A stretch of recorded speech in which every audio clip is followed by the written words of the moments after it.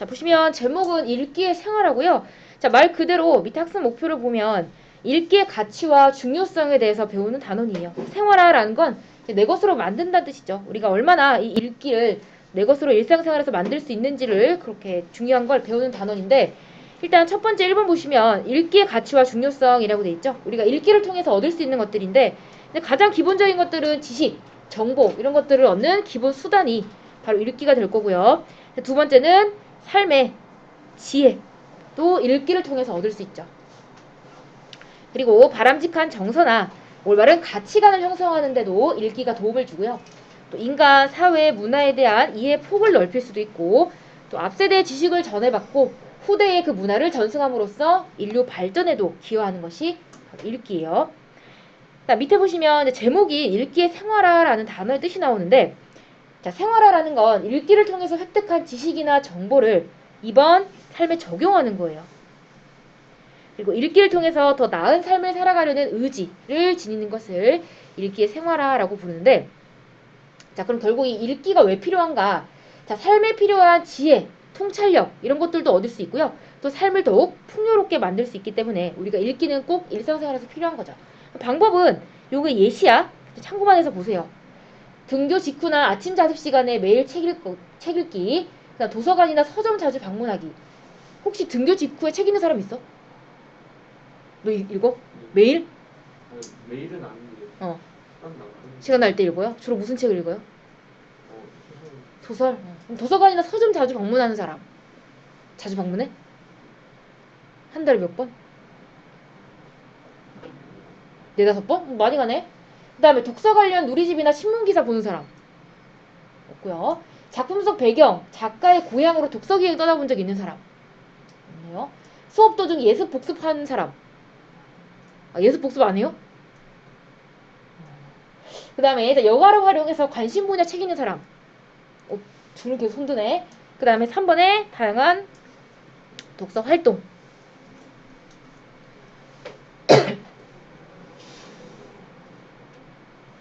자, 그 다음에 우리가 이제 오늘 읽을 그 글이 어떤 사람이 이제 고전을 통해서 가치를 이제 깨달았다 그런 내용이라서 일단 고전 읽기의 가치가 나와 있는데, 고전이라는 건 이제 우리가 옛날 책 중에서도 우리가 꼭 읽어야 되는 그런 책들을 고전이라고 부르죠. 그래서 그런 책들을 읽다 보면 조상들의 삶의 모습이나 태도, 가치관을 우리가 간접 경험할 수가 있고요. 또 반대로 오늘날을 살아가는 지혜도 얻을 수 있어요. 그래서 결국 우리 민족의 삶을 깊이 있게 이해하고 민족 문화에 대한 교양을 갖출 수 있다는 게 고전을 읽었을 때의 어떤 효과, 가치가 되겠죠. 자, 4번은 넘어가고요. 중요하지 않으니까 1번부터 4번까지 풀어볼게요. 4번도 풀어보자. 풀어보세요, 네 문제.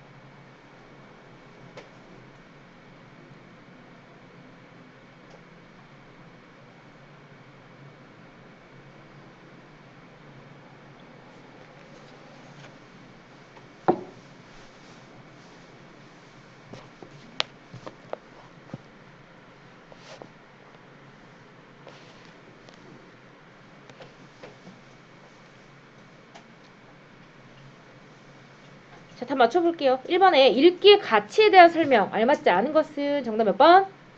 직접이 아니라 간접 경험이죠. 2번에 생활화하는 방법이 아닌 것은 5번이죠. 책은 골고루 읽어야 돼요. 그 다음 3번은 네, 고전이고요. 4번에 알맞지 않은 거 몇 번일까? 2번? 읽은 날짜, 읽은 쪽 들어가야 돼요. 몇 번이 틀렸을까? 얘들아, 전문이라는 건 한 글자도 빼놓지 않고 다 쓰는 거야. 다 써야 돼? 줄거리 요약해서 써야겠죠. 5번이 틀렸죠. 하나요. 자, 그럼 59쪽 들어가 볼게요. 제목은 맛있는 책 일생의 보약이고요. 갈래는 수필인데, 자, 이 수필에 대해서 몇 가지만 쓰고 본문 들어가 볼게요. 수필의 특성, 특징이라고 할까? 자, 첫 번째로, 자, 수필은 글쓴이의, 잠깐만.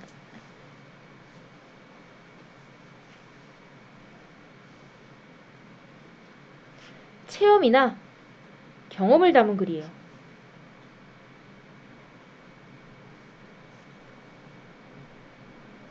그렇기 때문에 글 속에 등장하는 나는 항상 언제나 글쓴이죠.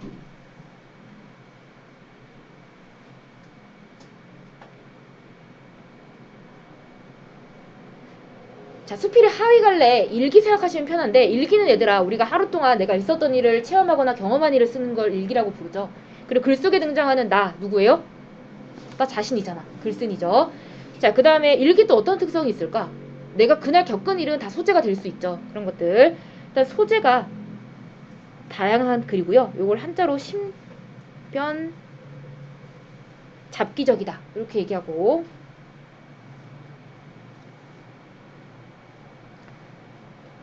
그다음에 수필은 다른 이제 갈래에 비해서 형식적인 제약이 적어요. 그래서 형식이 자유로운 편이에요.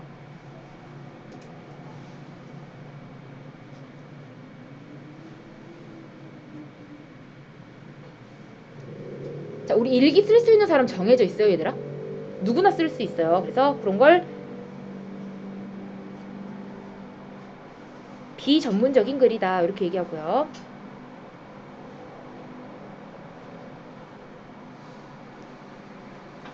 자, 우리 오늘 예를 들어서 학원에서 있었던 일을 쓰는데, 학원에서 있었던 일을 누구나 똑같은 소재로 글을 쓴다고 해도 그 사람의 누가 썼냐에 따라서 다 글이 다르게 나타나요. 그래서 굉장히 개성적인 글이고요. 또 교훈적인 성격도 있고, 또 내 생각을 솔직하게 쓰는, 우리 일기 쓸 때 내 생각 솔직하게 쓰죠. 그래서 자기 고백적인 글이야.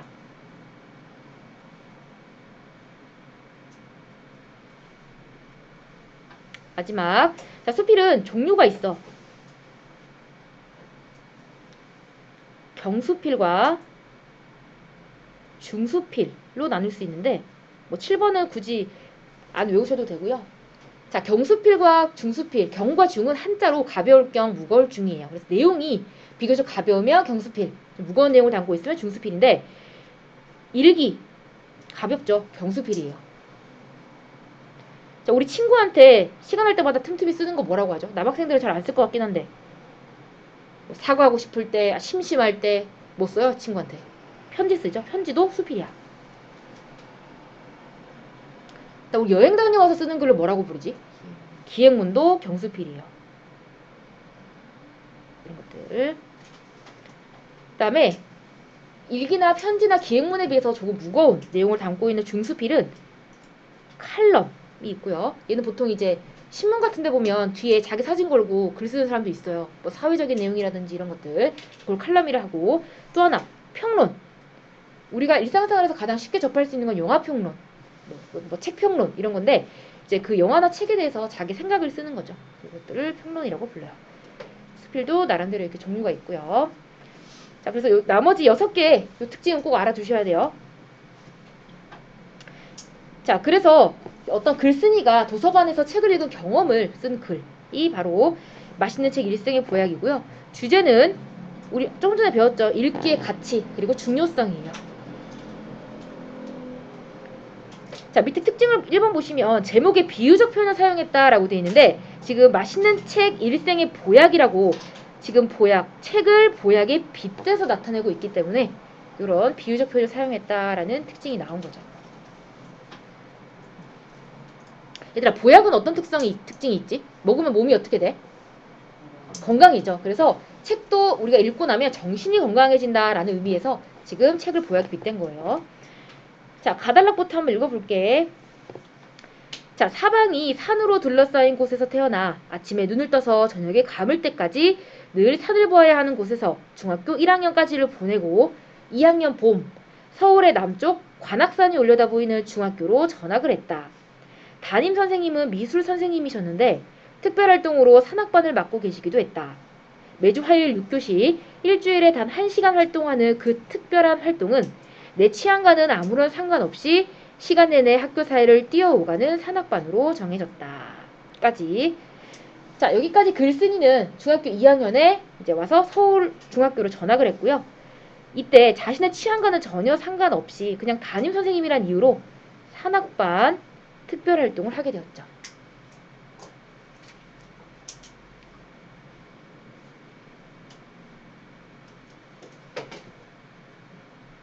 자, 3학년이 되면서 비로소 내가 좋아하는 특별활동을 선택할 기회가 왔다.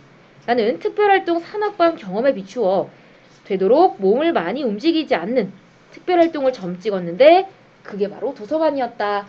자, 그러면 별로 몸을 많이 움직이는 걸 좋아하지 않나 봐. 여기서 알 수 있는, 자, 2번.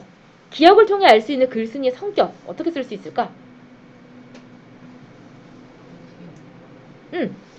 몸을 많이 움직이지 않아도 되는.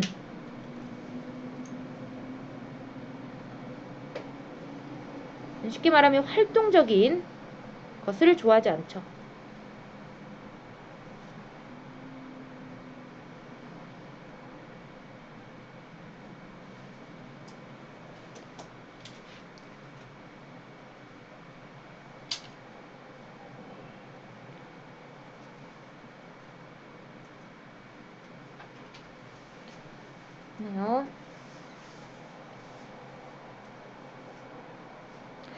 자, 도서반 담당 선생님은 특별활동의 첫날 도서반이 할 일에 관해 아주 짧고 쉽게 설명해 주었다.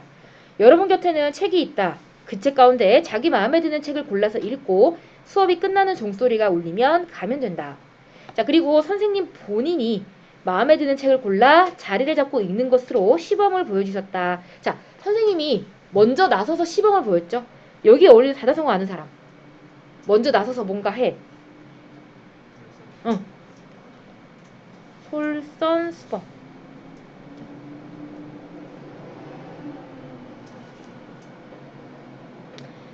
자, 나는 책을 고르러 가는 아이들의 뒤를 따라가서 한자로 제목이 쓰여 있어서 아이들이 거의 손을 대지 않는 책 가운데 하나를 꺼내들었다.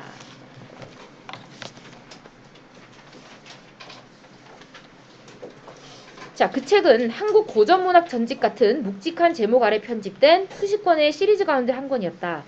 반드시 읽어야 한다는 것을 강조하는 고전 대부분이 그렇듯 책 표지는 사람의 손을 거의 거치지 않아 깨끗했다라는 거 무슨 의미일까?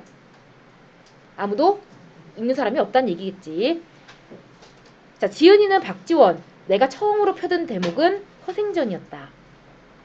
나이가 2자리 숫자가 되면서, 즉 10대가 되면서 무협지에 빠지기 시작해 전학 오기 전 국내에 출간된 대부분의 무협지를 읽었다고 생각하고 있던 내게 첫 번째 공통점이에요. 여기는 한문 문장을 번역한 예스러운 문체는 거부감이 없었대요. 무엇과 지금 무엇을 비교하는 거예요?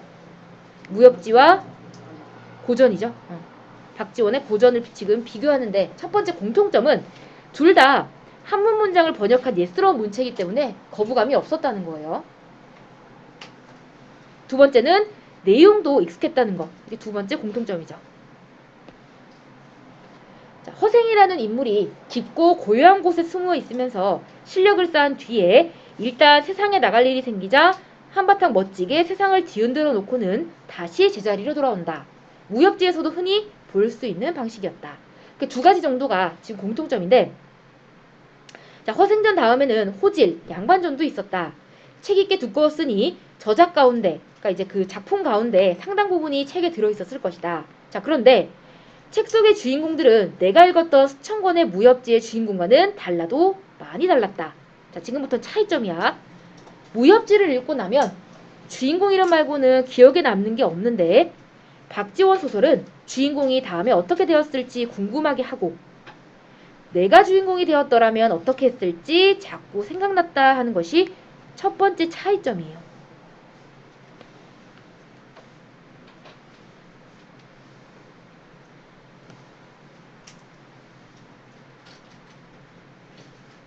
자, 두 번째 차이점은 한두 번 씹으면 단맛이 다 빠져버리는 무협지와 달리 박지원의 고전은 읽을수록 새로운 맛이 우러나왔다 하는 것이 두 번째 차이점.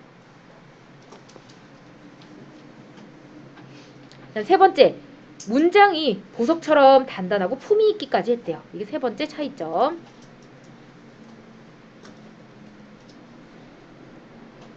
네 번째, 박지원의 고전은 읽으면서 내 정신세계가 무슨 보약을 먹은 듯이 한층 더 넓어지고 수준이 높아진 느낌이 들었다.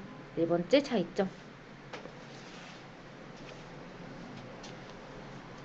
자, 그러면서 지금 중간에 보약이라는 단어 나왔어요. 결국 보약은 박지원의 책을 빗댄 말이었죠.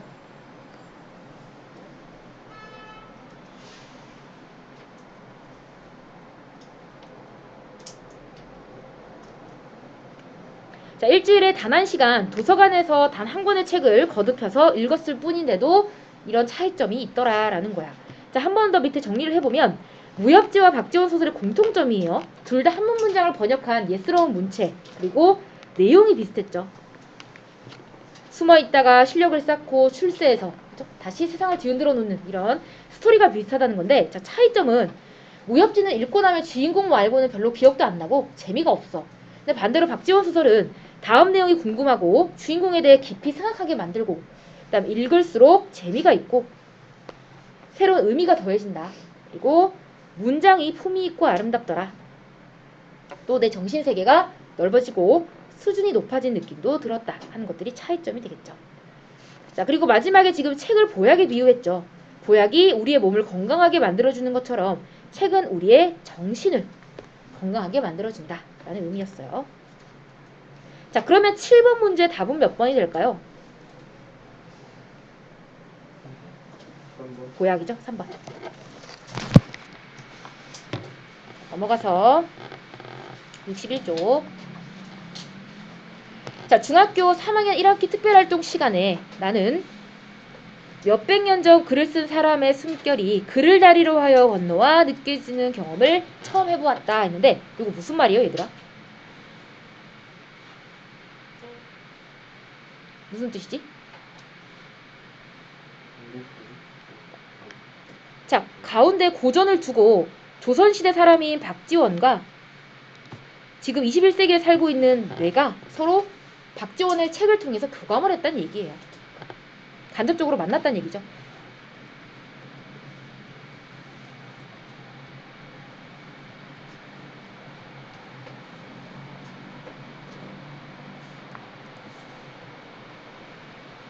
시간과 공간을 초월해서 내가 박지원과 간접적으로 만났다 이런 이야기야. 무엇을 매개로? 박지원의 고전 소설을 매개로.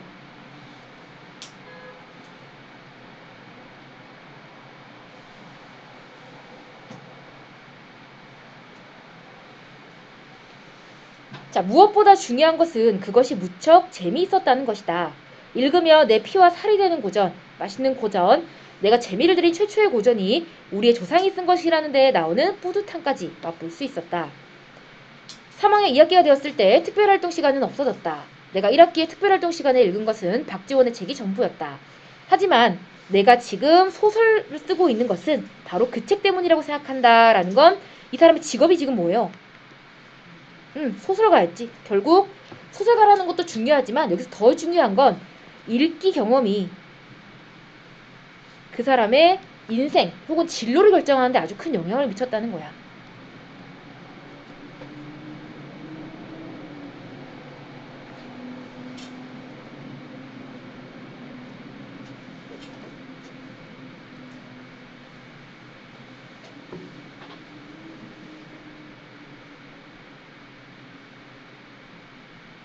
그래서 그만큼 책을 읽는다는 건 아주 중요하다는 얘기죠. 그 사람의 인생이 바뀔 수도 있는 거다. 이런 얘기예요. 자, 특별하지 않은 특별활동 시간에 읽은 아주 특별한 그 책이 내 일생을 바꾸었다라고 되어 있죠. 그러니까 아주 지대한 영향을 미쳤다. 이런 이야기예요. 자, 그래서 중학교 3학년 때 읽기 경험, 고전 소설을 쓴 작가랑 교감을 했죠. 가치관, 정신, 사상을 느낄 수 있었고, 아까 썼듯이 시간과 공간을 초월해서 만났는데 작품에 나타난 조상들의 모습을 직접 아니죠, 간접적으로 책을 통해서 대신 경험할 수 있었다라는 거. 그리고 3학년 1학기 특별활동 시간에 읽은 그 박지원의 어떤 책을 통해서 글쓴이는 소설가가 되는데 아주 큰 영향을 미쳤더라. 그래서 결국 진로 선택에 영향을 준 그 사람의 인생을 바꾼 어떤 영향이 되는 거죠. 그래서 마지막 아달락은 자, 누구에게나 그런 일이 일어날 수 있대. 그러니까 너희가 지금 읽는 책도 너희의 진로를 결정하는데 아주 큰 영향을 미칠 수 있죠. 반대로 모르고 지나갈 수도 있고요. 그래서 어떤 책을 계기로 인간의 지극한 정신문화, 그 높고 그윽한 세계에 닿고 그 일원이 되는 것은 겪어보지 못한 사람은 알 수 없는 행복을 안겨준다. 자, 첫 번째, 겪어보지 못한 사람은 알 수 없는 행복을 안겨준다 하는 것이 읽기의 중요성 1번이야.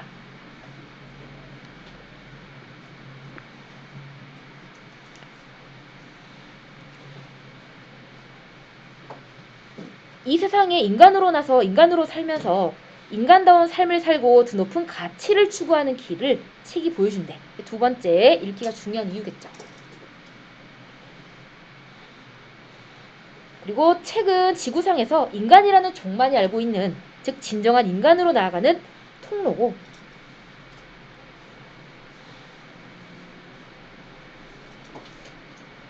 자, 그래서 사람들은 얘기해요. 뭐라고? 책 속에 길이 있다고. 자, 책 속에 길이 있다. 요거 우리 한 번쯤 다 들어봤던 그런 문장이죠. 그래서 이런 것들을 우리 명언이라고 하죠. 그래서 이 명언을 사용했을 때 얻을 수 있는 효과는 그만큼 책의 가치와 중요성 이런 것들을 이제 강조하기 위해서예요.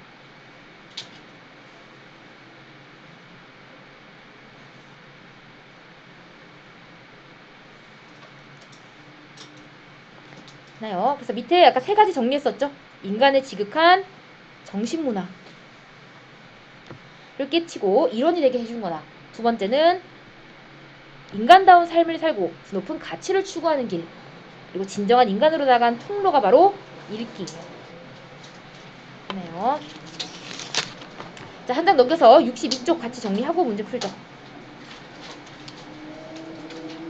자, 맛있는 책 일생의 보약, 요거 아까 수필이고, 요 수필의 특징 중요하다고 했어요. 6개 써준 거 꼭 암기하시고요. 자, 그 소재는 도서관에서의 읽기 경험을 가지고 글을 쓴 거죠. 그리고 중학교 때 읽기 경험을 회상하면서 읽기의 가치와 중요성을 강조하고 있는 글이고, 그 중에서도 박지원의 소설을 읽으면서 느꼈던 경험을 이야기하죠. 그리고 제목에 우리 아까 비유적 표현 나왔죠. 보약이라고. 그걸 통해서 읽기의 가치를 드러내고 있는 글이에요.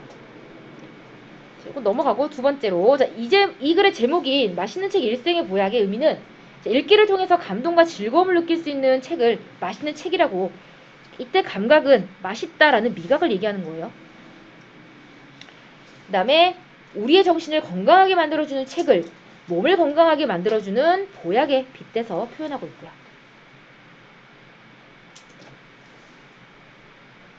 네, 우리 중간 본문에 무협지와 박지원 소설을 이야기하고 있었는데 공통점은 둘 다 문체가 비슷하다는 거. 한문체. 그죠? 한문 문장을 번역한 예스러운 문체. 그다음 내용 전개 방식이 비슷했고, 반대로 차이점은 무협지는 읽어도 주인공 말고는 기억나는 게 없는데 박지원 소설은 뒷 내용이 계속 궁금하고, 읽을수록 재미없는 무협지에 비해서 박지원은 읽을수록 재밌고 문장도 품이 있고 정신세계가 넓어지고 수준이 높아지는 듯한 느낌이 들더라라는 거였죠.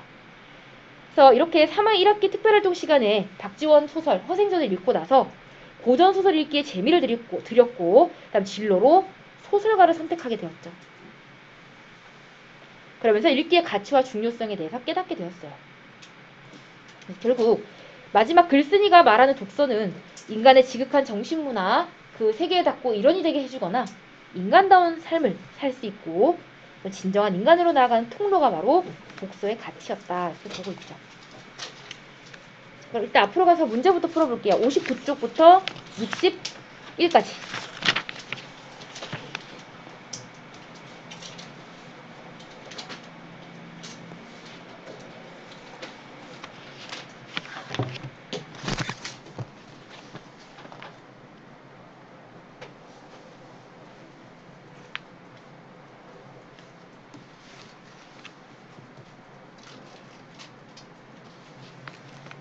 혹시 중간고사 안 본 사람 있어요?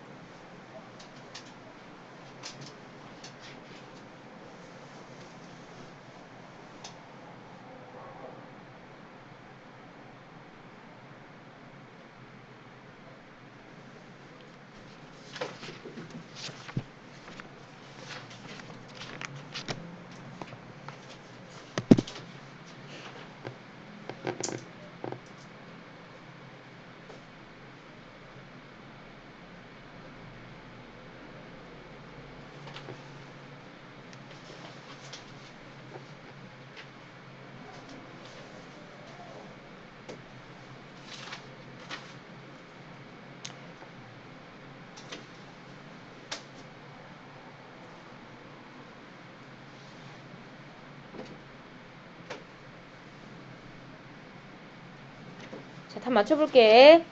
1번. 자, 가와 나의 글쓴이에 대한 설명. 알맞지 않은 것은 몇 번이요? 4번. 4번이죠. 갈등 같은 거 없었고요. 2번 아까 같이 했고요. 자, 3번에 선생님이 니은과 같이 말한 이유 아닌 것 2번이겠죠. 그러니까 내가 박지원 책을 골랐겠죠. 자, 나에 나타난 무협지와 박지원 소설의 공통적인 특징 2번, 4번. 5번은 알맞지 않은 것 3번. 6번 기억의 의미가 아닌 것 5번. 아까 7번 같이 했고요. 8번에 발을 통해 할 수 있는 고전의 가치 5번. 9번은 2번, 4번. 10번에 답이 달라요. 둘 다 틀렸어. 몇 번이에요? 알맞지 않은 건데? 물론 모두가 읽기의 가치는 맞는데 사와 알을 통해서 알 수 있는 게 아니어야 돼. 3번이죠. 3번은 안 나타나 있었죠. 읽기의 가치는 맞지만. 자, 11번은 뭐 쓰시면 돼요? 책 속에 길이 있다고. 있나요?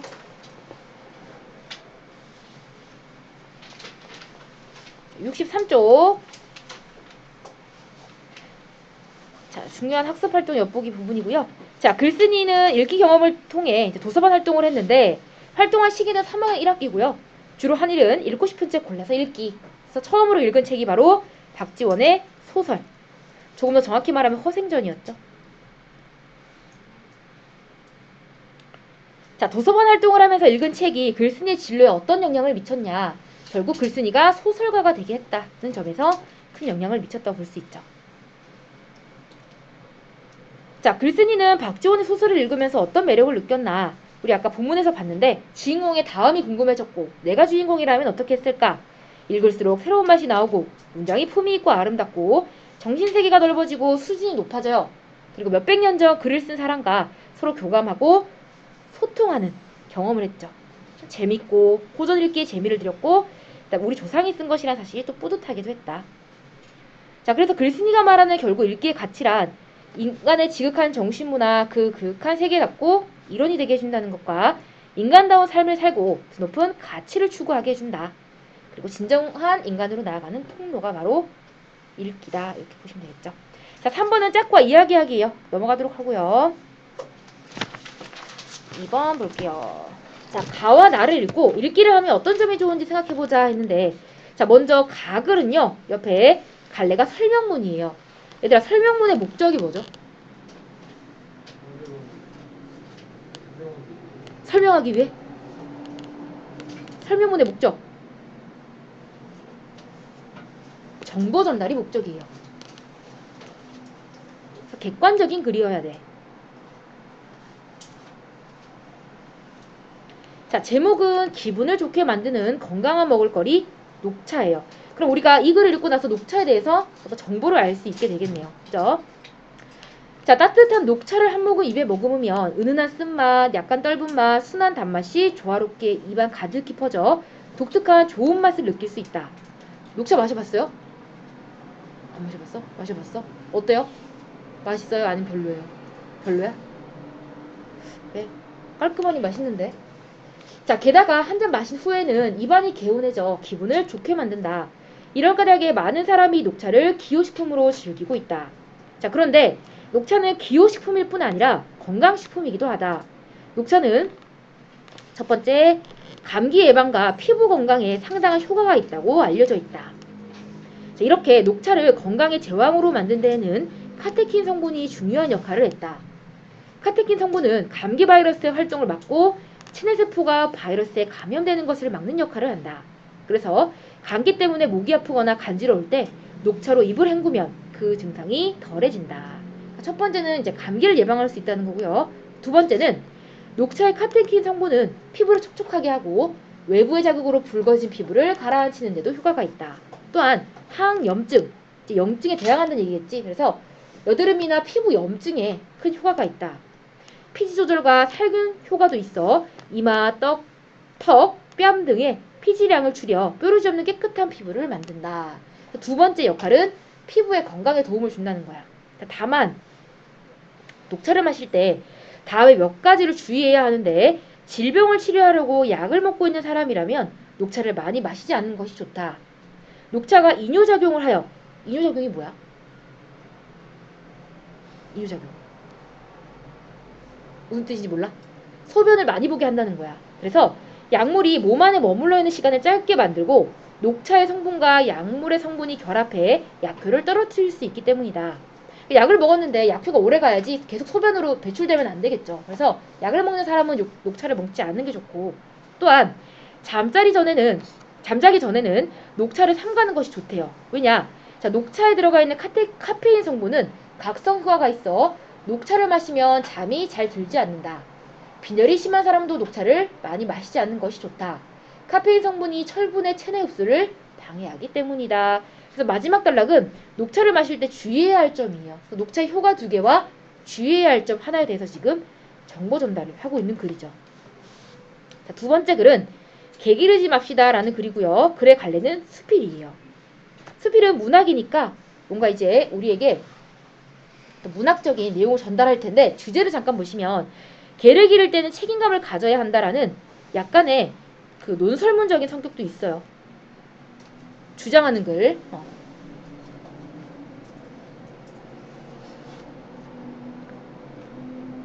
자, 두 번째 글을 한번 보시면, 자, 흔히 나쁜 사람을 비난할 때 개만도 못하다라는 표현을 쓴대요. 개에 대한 부정적인 인식이 깔려 있는 것이다.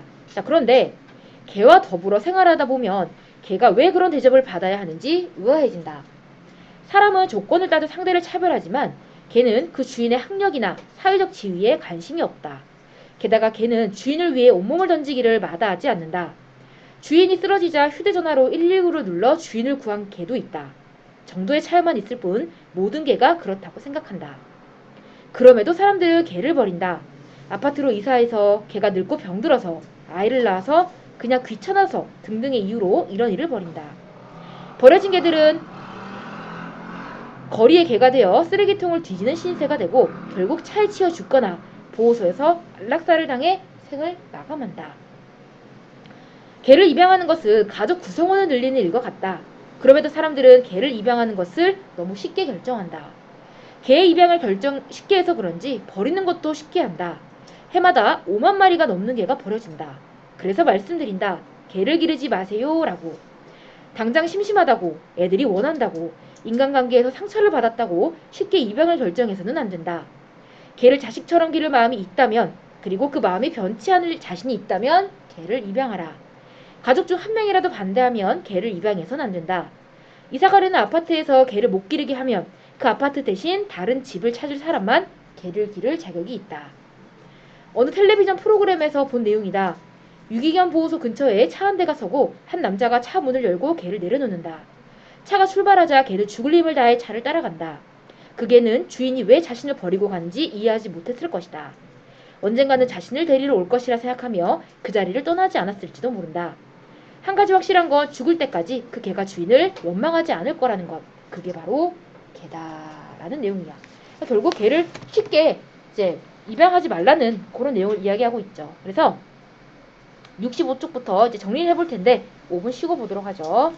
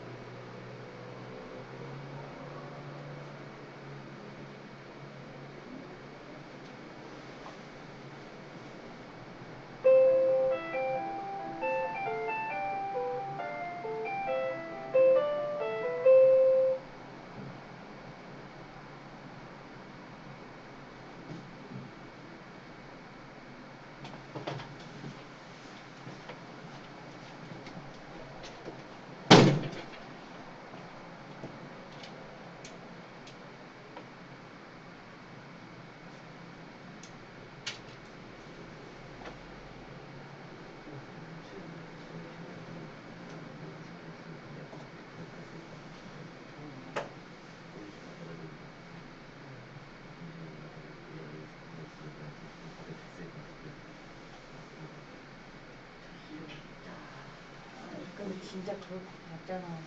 잠깐.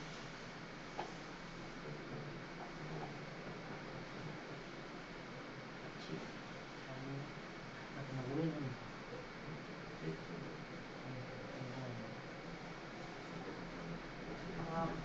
근데 그럼 원표 잡을 수 있잖아. 차라리 문제를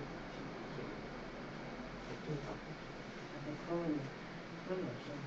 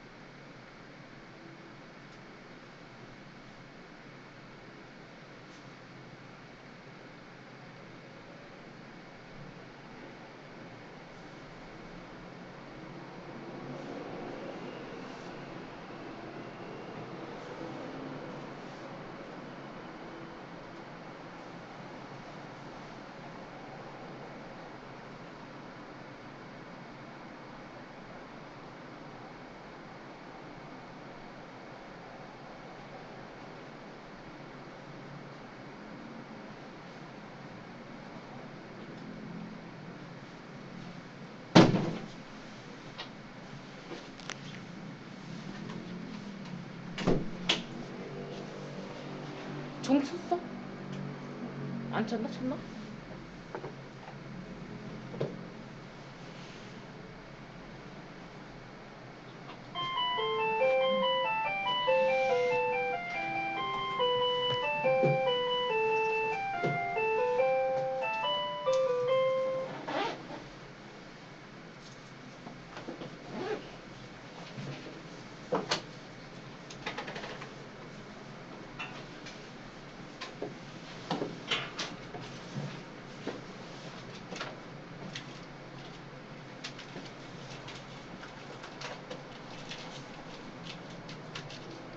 자, 그래서 우리 방금 읽은 가랑 나 정리 한번 해보면 일단 가에서 우리 설명문 말하고자 하는 바는 녹차에 들어있는 무슨 성분?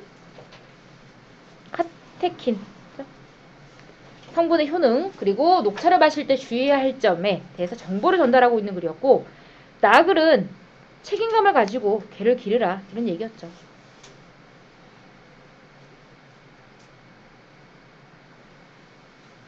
그래서 가와 나를 읽고 새롭게 알게 된 내용 혹은 느낀 바 이야기해보면, 우리 나그를 읽고 나서는 뭐 버려진 개들을 도울 수 있는 방법이 뭐가 있을까? 그 다음에 뭐 우리 집 강아지를 더 아껴야겠다. 그 다음에 가글을 읽고서는 녹차가 피부에 좋다는 차다. 그리고 약을 먹고 있거나 잠자기 전 빈혈이 있을 때 마시지 않는 것이 좋다. 이런 것들을 알게 된 거죠. 그래서 읽기를 했을 때 어떤 점이 좋은가 정보를 얻어서 배경지식 쌓을 수 있고요. 또 다양한 뭐 유기견 같은 건 사회 문제가 되죠. 사회 문제에 관심을 가질 수 있고 또 재미나 감동도 얻을 수 있다 하는 거예요. 자, 뒤에도 뭐 굳이 볼 필요 없고요. 자, 5번부터 문제 풀어볼게요. 68쪽까지. 64부터 68까지.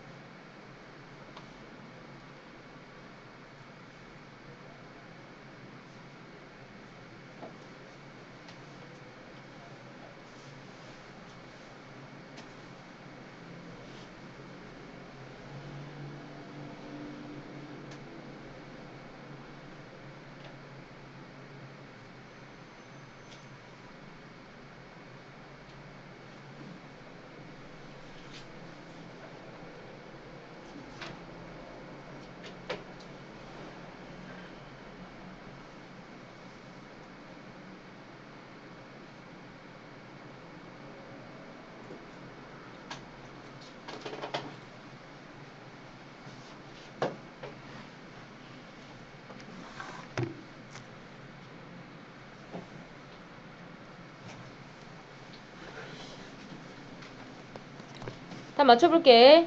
5번에 자, 가의 글쓴이가 말하고자 하는 말을 맞게 기억문을 쓰시오. 녹차에 들어있는 카테킨 성분의 효능과 녹차를 마실 때 주의해야 할 점. 그다음 6번에 3번. 네, 3번이죠. 그다음에 7번은요? 5번. 5번이고요. 5번은 뭐에 대해서 이야기하는 거예요? 허구적 이야기니까. 소설. 그다음 8번은 2번. 2번이고요. 그다음 9번에 1번. 유의할 점이 아닌 것. 4번. 되도록 많이 읽는다고 중요한 건 아니야. 그지? 양질의 책을 읽는 것이 중요하지. 다독은 뭐 의미가 없죠. 자, 그다음 10번은 책을 읽고 감상문을 쓰는 등 독후 활동을 한다. 마지막 거 요거 쓰시면 되고요. 11번에 알맞지 않은 것 3번. 골고루 읽어야 된다고 했었죠. 그다음 12번에 4번. 4번. 13번 3번. 모든 별로 읽을 책을 선정할 때 고려해야 할 점이 아닌 거야. 3번. 당연히 표지 디자인은 의미가 없지. 그지? 대신 모두만의 수준에 맞는 책을 고르긴 해야겠죠. 누구한테 너무 어려워서도 안 되고 너무 쉬워서도 안 되는. 14번은 5번. 5번 문학. 15번 4번. 4번이고요. 16번에 5번. 5번. 17번 5번. 이게 아니고? 몇 번? 독서일지를 쓸 때 장점이야. 근데 그게 아닌 것을 고르시오 했어요.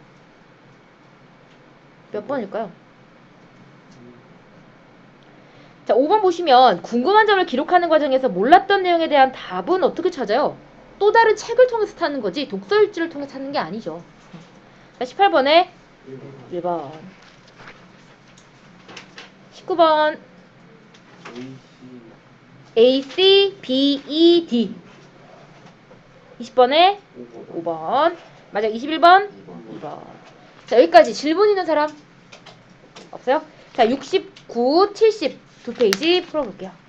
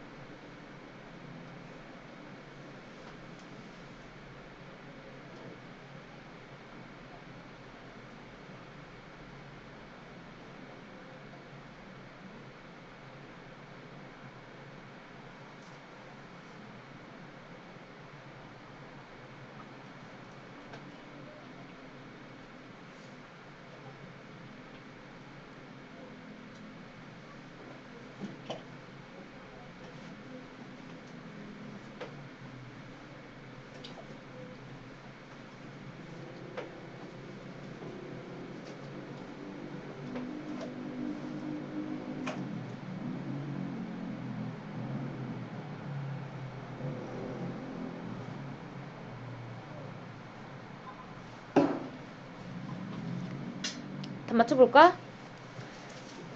자, 69쪽에 1번 보시면 자, 이 글에 제시된 나의 경험 아닌 것은이요. 몇 번? 이런 얘기 없었죠. 3번. 자, 2번에 선정한 기준 선생님. 2번. 그다음 기억력을 통해 알 수 있는 고전. 학생들의 생각은 네, 4번. 4번에 5번. 자, 5번은 뭐라고 쓰면 돼? 공통적으로 포함하여 쓰시오 했으니까 한문을 번역한 예스러운 문체가 무협지와 비슷해서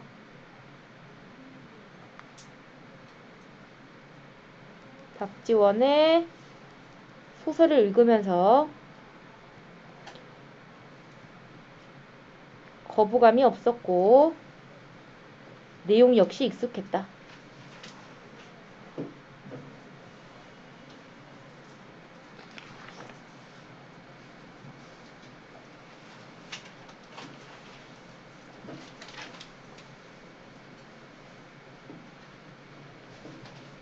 그 다음에 6번에 알맞은 것, 네, 4번이고요. 알맞지 않은 것. 그 다음에 7번에 아닌 것은 글리시니아 생각하는 고전의 가치가 아니고 이거 마지막 단락이 있잖아. 학업 수준에 대한 이 얘기는 없었죠. 2번이고요. 자, 읽기의 가치 아닌 것, 4번. 네, 4번. 9번은 3번. 네, 3번. 자, 느낄 수 있는, 독자가 느낄 수 있는 즐거움. 뭐라고 쓰시면 돼요? 요거는 녹차를 마실 때 주의해야 할 점이지. 그래서 녹차를 마실 때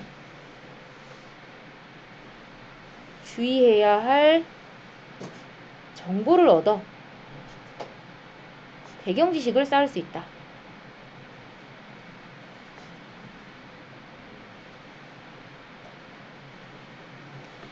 이렇게 쓰면 되겠죠. 녹차를 마실 때 주의해야 할 정보를 얻어 배경 지식을 쌓을 수 있다.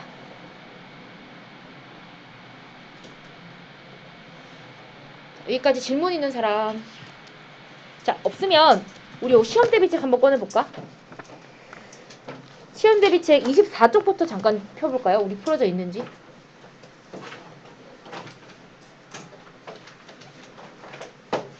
24쪽 풀어져 있어요? 어디까지 풀어져 있어요? 26쪽도 풀어져 있어요? 동백꽃 안 풀어져 있어요? 네, 그러면 지난주에 배운 일단 26쪽부터 한번 풀어보죠. 일단 앞으로 써줄게요.